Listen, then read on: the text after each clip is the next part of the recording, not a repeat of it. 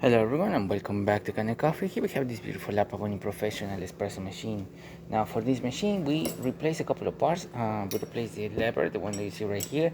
Unfortunately this thing came off and there's really not a good way to put it back. It's better to just replace it with a newer one.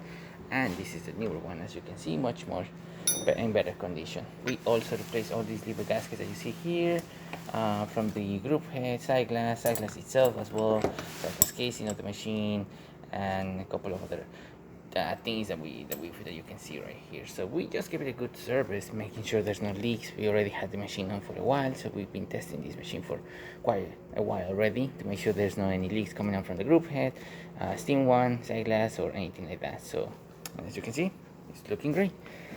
So starting with one shot of espresso, we're gonna test this machine out. Hopefully I pick up the right grind settings of this machine, otherwise you're gonna see drip coffee or coffee barely dripping.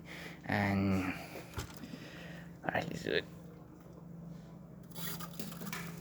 And as you can see, it was pretty fast. I should have used a much finer grind. That was way too fast for the shot. The only thing that holds up the pressure prevents the machine from shooting a bunch of water here is the coffee. So you need to have it grind in a very specific way in order for this thing to make a good seal and in order to get a good extraction. Or otherwise you're gonna have just drip coffee like we just saw. And for the steamer, as you can see, really good steam coming out of the machine. Really hot in here, so we don't see it that much.